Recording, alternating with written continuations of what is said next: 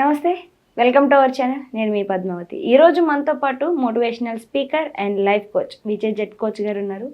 నమస్కారం సార్. నమస్తే అండి. సార్, యాక్చువల్గా ప్రజెంట్ ఉన్న జనరేషన్లో ఎవ్రీ అమ్మాయి, ఈ అమ్మాయి లేదు అని చెప్పడానికి లేకన్నా ప్రతి ఒక్క అమ్మాయి ఇలాగే తయారయ్యారు. చిన్న చిన్న సంతోషాల కోసం, లైక్ షాపింగ్స్ కావచ్చు, లేకుంటే సినిమాలు కావచ్చు, లేకుంటే ఇంకేవైనా ఎంజాయ్మెంట్స్ కోసం వాళ్ళని వాళ్ళు లూజ్ చేసుకుంటున్నారు అని అనేసి ఈ వర్డ్ అయితే మనం ఎక్కువగా వింటున్నాం. దాంతోపాటుగా ఈ మధ్య కాలంలో వచ్చిన ఆ బేబీ సినిమా కూడా దానికి అంత పెద్ద సక్సెస్ కావడానికి కూడా ఇదే రీజన్.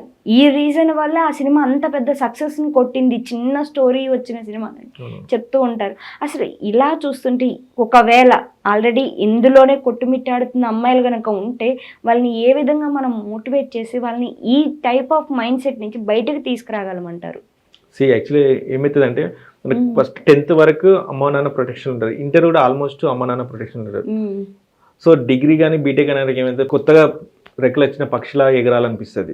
సో ఆ టైంలో ఎవరితో అకంపెనీ అవుతున్నాం, ఏ ఫ్రెండ్స్తో తిరుగుతున్నాం అనేది ఏ అమ్మాయి పట్టించుకోదు. ఎంజాయ్ చేస్తున్నాం లేదు. ఎందుకంటే అన్ని రోజులు ఒక ప్రొటెక్షన్, అంటే ఒక పంజరంలో ఉన్న చిలుక ఎలా ఉంటుంది, తిన్నప్పుడు అంటే పెట్టినప్పుడు తింటది, లేకుంటే పడుకుంటది, అంతే. ఆ ప్రొటెక్షన్ లోనే ఉంటది.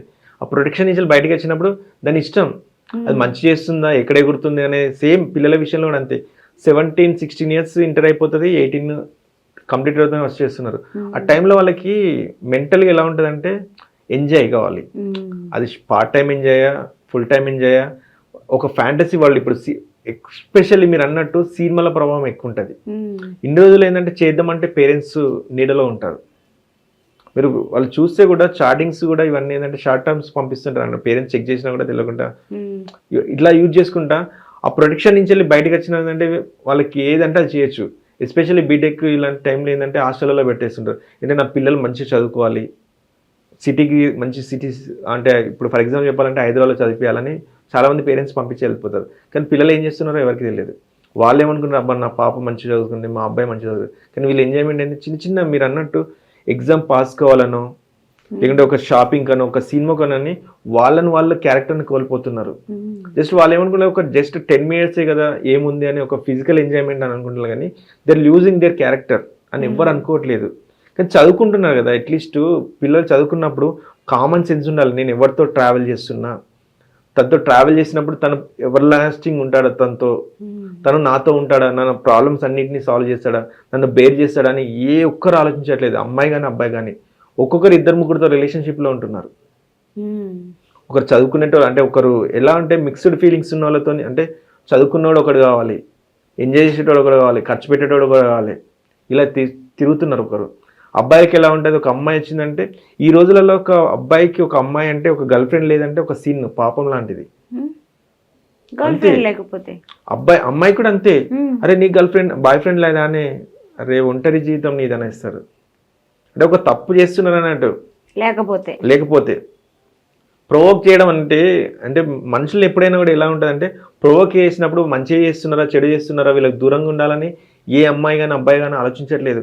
ఎంతసేపు బాహ్య ప్రపంచంలో మనం ఎంత ఎంజాయ్ చేస్తున్నాం, వాళ్ళకన్నా మనం ఎక్కువ ఎంజాయ్ చేస్తున్నామా. ఇప్పుడు ఒక ఫ్రెండ్ ఒక సినిమాకి తీసుకెళ్తే, నేను నా బాయ్ ఫ్రెండ్తో 2 సినిమాలు చూసినా తెలుసా అంటారు. ఛాలెంజింగ్. నేను ఇంకో అమ్మాయి చెప్తుంది, మీరు సినిమాలకి నేను రూమ్కి వెళ్ళి ఎంజాయ్ చేసినాను అంటారు. ఇంకో అమ్మాయి చెప్తుంది అన్నట్టు.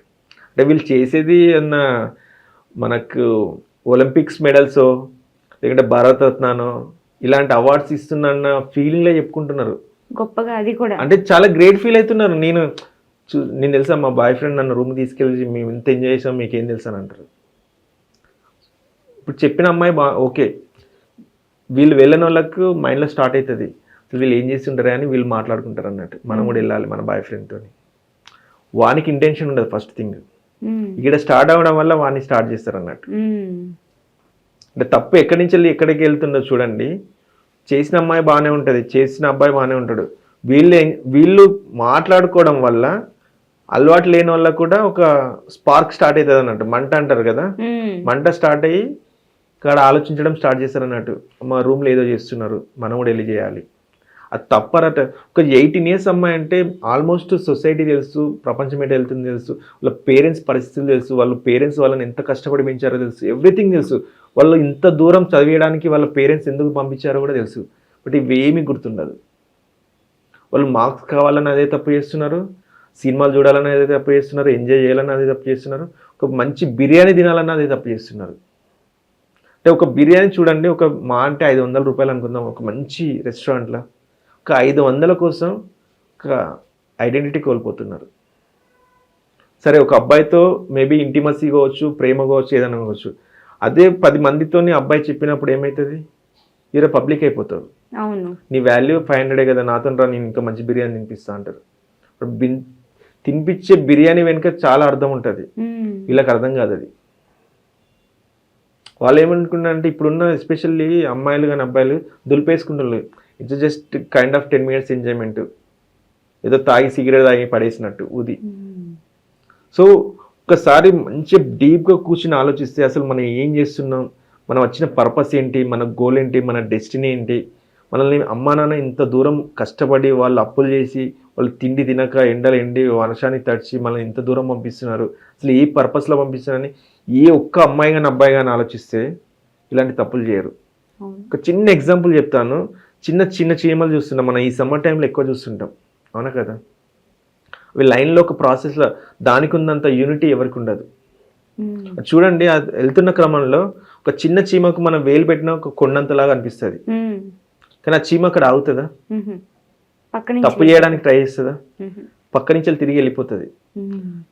కానీ ఇక్కడ ఉన్న ఇదే సేమ్ పిల్లల్లో కూడా అప్లై చేస్తే వాళ్ళు తప్పు జరుగుతుంది అన్నప్పుడు అక్కడ ఆగకుండా వేరే డైరెక్షన్లో వెళ్ళచ్చు కదా, కానీ వాళ్ళ దారిలోనే వెళ్ళిపోతున్నారు.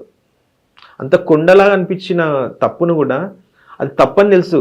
ఒక అబ్బాయితో ఎలాంటి పరిచయం లేని అబ్బాయితో అంత ఇంటిమసీగా ఉండి అంత రూమ్లోకి వెళ్ళి ఎంజాయ్ చేయాల్సిన అవసరం ఏముంది? స్కిప్ అయ్యి అక్కడి నుంచి పక్క నుంచి పక్కదారిలో వెళ్ళిపోవచ్చు కదా. ఆ తప్పులకు ఎందుకు ఎంటర్ అవుతున్నారు? ఓన్లీ వాళ్ళకి కావాల్సింది ఏంటంటే జస్ట్ 2 నిమిషాల ఎంజాయ్మెంట్లు, 3 నిమిషాల ఎంజాయ్మెంట్లు అని వాళ్ళు సింపుల్, అదేముంది ఒక చాక్లెట్ తిని మింగేసినట్టు అంతే. ఎవరు చూస్తున్నారని, కానీ ఎవరు చూస్తున్నారు? ప్రపంచం చూస్తుంది. వాళ్ళు ఏంటంటే ఫర్ ఎగ్జాంపుల్ ఒక బాయ్ ఫ్రెండ్ కానీ అమ్మాయి కానీ వాళ్ళు తిరిగినంత కాలం ఓకే, ఎప్పుడైతే అవాయిడ్ చేస్తున్నప్పుడు వీళ్ళు ఏం చేస్తే బ్లాక్మెయిల్ స్టార్ట్ అవుతుంది. నాతో తిరిగిన పర్సనల్ వీడియోస్ అనుకోవచ్చు, ఫొటోస్ అనుకోవచ్చు, నేను పబ్లిక్ చేస్తాను, ఎంత వైరల్ అయిపోతున్నాయి, పోలీస్ స్టేషన్ల దాకా వస్తున్నాయి. పోలీసు వాళ్ళు కానీ ఇవన్నీ అన్ని అన్నెసరీ కేసులు చెప్పాలంటే వాళ్ళకు కూడా హెడేక్. ఇదే కొని తెచ్చుకున్నాయి ప్రాబ్లమ్స్. ఇప్పుడు యాక్సిడెంట్ అయితేనో పోయి పోలీసు వాళ్ళు సేవ చేసేలాంటి అనుకోవచ్చు. ఇది తిన్నదరగక డబ్బులు అమ్మ నాన్న పంపించిన డబ్బుల్ని ఎలా ఖర్చు పెట్టాలో తెలియక ఎంటర్టైన్లోకి వెళ్ళి వాళ్ళు తెచ్చుకున్న ప్రాబ్లమ్స్ ఇవన్నీ. వాళ్ళకి సోబిండే కదా రూమ్లకి వెళ్ళింది. ఎవరైతే బలం కొన్ని అన్ఎక్స్పెక్టెడ్గా మనకి ఇన్సిడెంట్ జరుగుతాం అది చెప్పలేం అది, కానీ ఇది ఇలా జరిగేటివన్నీ ఏంది? వాళ్ళ మత్తుతో వెళ్ళినాయి కదా. వాళ్ళు ఫోటో తీస్తుంటే ఆ టైంలో వాళ్ళకి తెలియదా? వాళ్ళకు కళ్ళ ముందే తీస్తుంటారు కదా, అప్పుడు ప్రొటెక్ట్ చేయరు వాళ్ళు. ఎందుకంటే అప్పుడు ఏంటంటే వాళ్ళ మీద ఒక మత్తులో ఉంటారు అన్నట్టు. అప్పుడు ఏంటంటే ఒక డ్రగ్ తీసుకున్నప్పుడు ఒక మత్తుకి ఎలా బానిస అవుతారో అమ్మాయిలు కానీ అబ్బాయిలు ఆ మత్తులో ఉండిపోతారు. అది బ్లాక్మెయిల్ స్టార్ట్ అవుతుంది. వీళ్ళు ఎప్పుడైతే నాకు అగెనిస్ట్ అయినప్పుడు అప్పటి నుంచిలే వాళ్ళ మెంటాలిటీ ఏంటంటే అగెనిస్ట్ మెంటాలిటీ.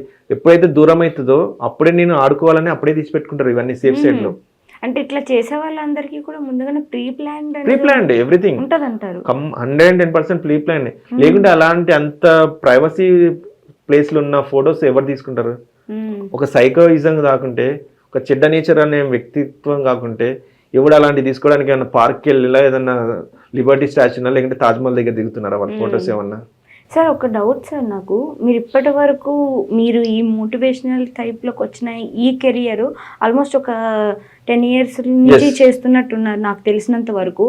మరి ఈ 10 yearsలో మీరు ఇప్పుడు ఏదైతే ఇది చెప్తున్నారో అమ్మాయిలు ఇలా తయారవుతున్నారని అనడానికి ఈ టైప్ ఆఫ్ మైండ్ సెట్లో ఉన్న అమ్మాయిలు లైక్ సిటీల్లోనే పెరిగిన అమ్మాయిలు అంటారా, లేకుంటే బయట నుంచి వచ్చి ఇక్కడ ఉంటున్న వాళ్ళు అనుకుంటారు? అంటే మీ థియరీ ప్రకారం చూసుకున్నట్టయితే మీరు అన్నట్టు సిటీల అమ్మాయిలు ఒక 10% ఉంటే ఊళ్ళ నుంచి వెళ్ళి మండల లెవెల్ నుంచి వచ్చిన 90% ఉంటారు. ఎందుకంటే రీజన్ కూడా ఏంటని చెప్తా. పల్లెటూళ్ళలో పెరిగిన అమ్మాయిలకు ఏ వాతావరణం తెలియదు. సినిమాలు కూడా ఎప్పుడో సంవత్సరానికి ఒక సినిమా చూస్తారు. అక్కడి నుంచి వెళ్ళి పాత సినిమా అంటే బ్లాక్ అండ్ వైట్ సినిమా నుంచి కలర్ సినిమాకి వచ్చినప్పుడు మనం ఎంత ఎంజాయ్ చేసామో, వీళ్ళు కూడా ఊళ్ళలో నుంచి సిటీకి వచ్చారు, ఒక ఫ్యాంటసీ, ఒక ప్రపంచం, అసలు అద్భుతాలు జరుగుతున్నాయి. ఒక రెస్టారెంట్ తీసుకెళ్తే అబ్బా కలర్ల వాతావరణం, ఒక రూమ్ కి అంటే ఒక స్పెషల్ రూమ్ కి తీసుకెళ్ళి ఇప్పుడు సోకాల్డ్ మనం చాలా చెప్పుకుంటున్నాం హోటల్స్ అని, అలా తీసుకెళ్ళి ఆ బెడ్స్, ఆ హోటల్స్ రూమ్స్ అవన్నీ చూసారకు మత్తి అసలు కోల్పోతున్నారు వాళ్ళు. ఇంత ఎంజాయ్మెంట్ ఉంటుంది ఆ లైఫ్ అంటే. పల్లెటూళ్ళలో ఏమన్నా గుణ పెంకల ఇల్లులు, వర్షం పడితే నీళ్ళు తడుస్తుంటాయి, అన్నీ జరుగుతుంటాయి. ఇక్కడ సిటీకి వచ్చారు వాళ్ళకి ఏంది, ఇప్పుడు సిటీలో ఉన్న అమ్మాయిలకి అవన్నీ ఎప్పటి నుంచో చూస్తుంటారు కాబట్టి పెద్ద పట్టించుకోరు. అంటే ఏమో సామెత ఉంటుంది అసలు, నిండుకుండా తొగులదు అని అంటారు కదా, కదలదు అంటారు కదా. Same at the same time city నుంచి కాకుండా పల్లెటూరు నుంచి అమ్మాయిలకు ఒక కొత్త వరల్డ్ లాగా అనిపిస్తుంది. అది తప్పులా అనిపించదు. కొంత టైం అయిపోయిన తర్వాత ఎప్పుడైతే డీవియేషన్ స్టార్ట్ అవుతుందో, అబ్బాయి కానీ అమ్మాయి దూరం అయి పెడుతున్నప్పుడు అప్పుడు పెయిన్ తెలుస్తుంది. అప్పుడు ఆల్రెడీ కోల్పోతారు వాళ్ళని వాళ్ళు, ఇంకా చేసే ఉన్నది. ఆ టైంలో కొందరు భరించిన వాళ్ళు సూసైడ్ చేసుకున్నారు, కొందరు మెంటల్గా డిప్రెషన్లోకి వెళ్ళిపోతున్నారు. ఇంకా కొందరైతే ఏంది అదే ఇంకా నేను ఇలా అయినని ఇంకా 10 మందిని మారుస్తున్నారు. ఇప్పుడు రాక్షసుడి సినిమా చూసారు మీరు, వాడు తనని నెగ్లెక్ట్ చేసిన అమ్మాయిలు ఎవరు హ్యాపీగా ఉండొద్దు, నవ్వద్దు నా ముందని ఏం చేస్తున్నాడు, అందరిని చంపుకుంటూ వచ్చిండు. సేమ్ ఇలాంటి బిహేవియర్ చాలా మంది లోపల ఉంటుంది, మనకు కనపడకుండా చేస్తారు. ఇప్పుడు బేబీ సినిమాలో ఆ అమ్మాయి ప్రొవోక్ చేసిన అమ్మాయి మెంటాలిటీ అలాంటిదే. నేను అలాంటి క్యారెక్టర్, నాలాంటి వాళ్ళు ఎందుకు ఉండొద్దు, నేనే ఇట్లా చెడిపోయిన, నాలా 10 మంది చెడిపోవాలని. కానీ వాళ్ళు ఎలా ప్రొవోక్ చేస్తారు, ఒక మంచి స్మూత్గా అంటే ఒక తేనె పూసిన కత్తితో పొడుస్తూ అంటారు సార్, అలా నేర్పిస్తుంటారు అన్నట్టు. మనం గ్రహించాలి, అట్లీస్ట్ మనం మినిమం చదువుకుని ఇంత కాలేజ్ లెవెల్లోకి వచ్చినామంటే ఎంతో కొంత జ్ఞానం ఉన్నట్టే కదా మనకి. అసలు వీళ్ళు కరెక్ట్ చెప్తున్నారా, రాంగ్ చెప్తున్నారా, అసలు మనం ఎందుకు అక్కడికి వెళ్ళాలి, అలాంటి తప్పులు ఎందుకు చేయాలని ఏ ఒక్క అమ్మాయి కానీ అబ్బాయి కానీ ఆలోచించట్లేదు. దాని తర్వాత ఎంత పెయిన్ఫుల్ లైఫ్ అనుభవించడానికి రెడీగా ఉన్నారు, చచ్చిపోవడానికైనా రెడీ ఉన్నారు. కానీ ఆ టైంలో ఎవరు గుర్తుకురారు, కనిపించిన అమ్మ అయితే అమ్మ నాన్న అయితే అసలు గుర్తుకురారు. సెకండ్లలో చనిపోవడానికి అయితే రెడీ అయిపోయిండ్రు. జస్ట్ 2 నిమిషాలు 10 నిమిషాలు ఎంజాయ్మెంట్ కోసం 100 years లైఫ్ని ఎందుకు తగలబెట్టుకోవాలి. ఒక కాలేజీకి వచ్చినావు, నీ గోల్ ఏంటి, ఒక ఇంజనీర్ కావాలా, ఇంకేమైనా బెస్ట్ పొజిషన్కి వెళ్ళాలా, అది టార్గెట్ పెట్టుకుని రీచ్ అయితే ఆటోమేటిక్గా నీకు అలాంటి లైఫ్ త్రూఅవుట్ వాళ్ళు లైఫ్ ఉంటుంది కదా, నువ్వు బతికిన రోజులు ఉంటుంది ఆ లైఫ్. నీ లైఫ్లో కూడా మంచి అందమైన జీవితం వస్తుంది కదా, అది ఎవరు ఆలోచించట్లేదు. ఎంతసేపు మనం డైలీ ఒక రెస్టారెంట్కి వెళ్తే ఒక బఫేలో ఎన్ని ఐటమ్స్ ఉంటాయో వాళ్ళ జీవితంలో కూడా అంతమంది ఉండాలనుకుంటున్నారు ప్రతి ఒక్కరు. అంటే టేస్ట్, ఒక్కొక్కరి నుంచి ఒక టేస్ట్ రావాలన్నట్టు. ఒకరు ఎంటర్టైన్మెంట్ ఇస్తే ఒకరు ఇంకోదో ఇస్తారు, ఇంకో ఏదో ఇస్తారని. అంటే ఒక్కొక్కరి దగ్గర నుంచి ఒకరు తీసుకుని లైఫ్ని ఎంజాయ్ చేయాలి, లాస్ట్గా జీవితాన్ని మిడిల్లోనే డ్రాప్ చేయాలన్నట్టు. అలా తయారైపోయి చాలా వరకు అమ్మాయిలు ఎస్పెషల్లీ 17 నుంచి వెళ్ళి 21 years వరకు, 22, 23 వచ్చారు కొంచెం పెయిన్ తెలుస్తుంది. ఎందుకంటే సొసైటీ ఏంది, మన పరిస్థితి ఏమవుతుంది, మనం చదువుకున్న డిగ్రీలు అయిపోయినా ఇంట్లో కూడా డబ్బులు పంపించడం ఆపుతారు.